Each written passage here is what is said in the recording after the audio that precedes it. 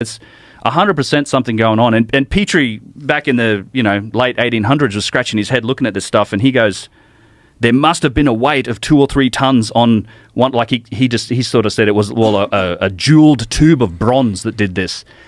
But he was looking at it. He knew a mystery when he saw it, and he couldn't explain it. What's the speculation? Like, what's the wildest speculation as to how these things were made? Well, I'm pretty convinced that there was. There's obviously saws and tube drills that are powered by something. Now, I think it may not just be pure friction. There might be ultrasonics involved.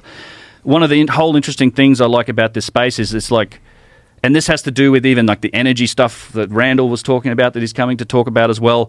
There are realms of science that sit outside of our understanding. We'll know more tomorrow, in 10 years, in 1,000 years about science. So I think when we look at some of these things in the past, we should be open-minded enough to consider the possibility that some of the answers may sit outside of our current perspective, because our tendency is to look at it all and try and how would we do it? Right. How would does our anybody technology solve have this? wild speculation that you've entertained? Yeah, I think there's So one of the topics that often gets mentioned here is like ultrasonic drilling. So having it resonate at a frequency that matches the native frequency of the rock and sort of separating the rock more easily. And that's a technology that we're developing. Like, we do some ultrasonic drilling like this today with jewelry and stuff, and you literally vibrate. You find the correct vibration. You can put like a little star-shaped bit through a stone. They do it in like small work. I've seen lots of examples. And if you turn off the machine, it's like Excalibur stuck in the stone. You can't get that thing out. Like, you need that vibration to go through it. Plasma, you can even go as far as, well, they were softening the stone somehow with some molecular technology.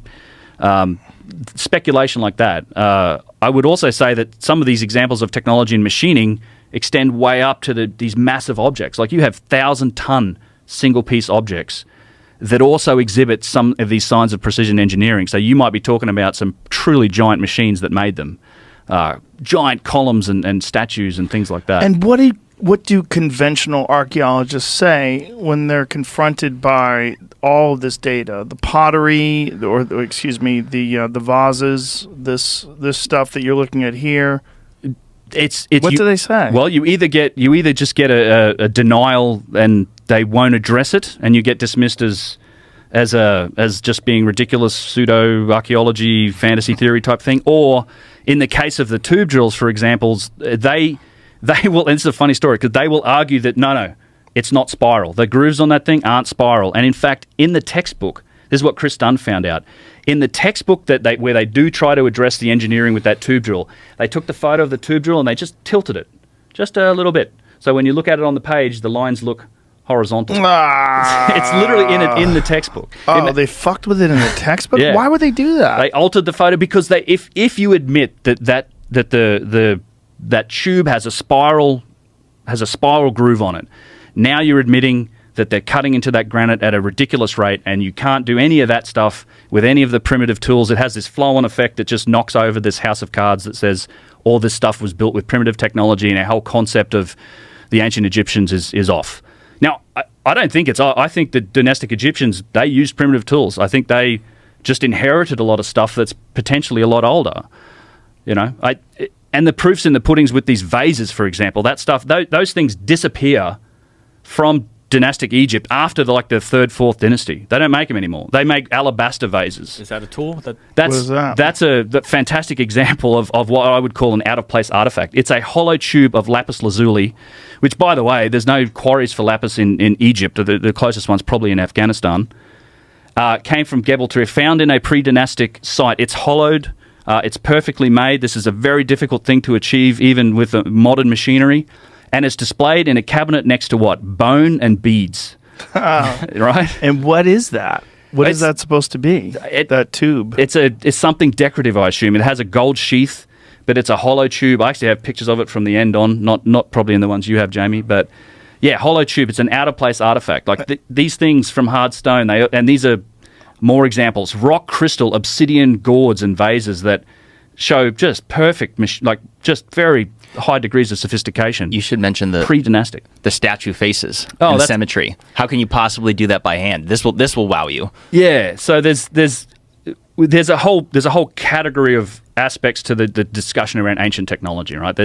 And I have to be kind of careful about what you say, oh, it is or it isn't, because in reality, we really haven't analysed that many artefacts. This vase work that we've done, first one we've actually taken a look at, that core, that's the first one and the only one that's really been analysed. So I characterise something that's beyond the capabilities of these primitive ancient civilizations as being, okay, machining marks, tool marks, like these giant circular saws, tube drills, precision, and there's elements to precision, and one of those is symmetry. And there's been some interesting studies done on the faces of giant statues. One in particular is the face of Ramses. There's a statue at Luxor. They've since put the head back up. It's up now 30 feet in the air on top of the statue, but it used to be on the ground. And again, Chris Dunn was real seminal in this. He went and took a photo, like bang on, like very front on, and then what he did was you take a copy of that photo, you make it 50% transparent, make the original 50% transparent, you take one and you flip it like on that horizontal axis, then you overlay them, right? So you would see like the left to right, it's like overlaying the left side on the right side, and it's perfect. It's this face here, but I wonder if you can find the picture of Chris Dunn. That's actually There's your video right there. Video's there as well, where I get into it. Website, but it's not that picture you're asking for. No, it's similar, but it shows other aspects of, well, the same radius of tool being used to cut. But what's interesting about the symmetry, it's perfectly symmetrical, left to right. Now, this isn't a feature in humans. No human is perfectly symmetrical, different nostrils, different eyeballs.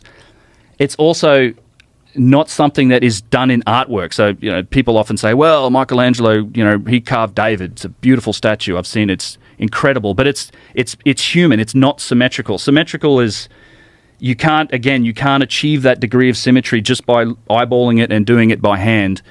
And it's also something that's not really human. I think some of these statues almost look a bit inhuman because of that symmetry when they're up there and they're staring at you, because it's mind-blowing to actually go and look at them.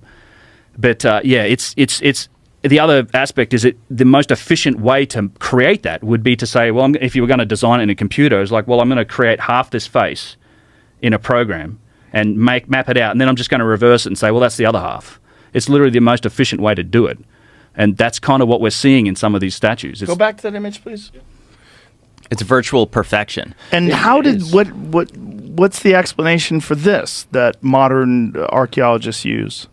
They did it by hand, right? They do it by hand. That's literally what they say. You just don't... They're not engineers and construction experts at the end of the day. That's the problem. So it's very difficult to engage them on those specific details.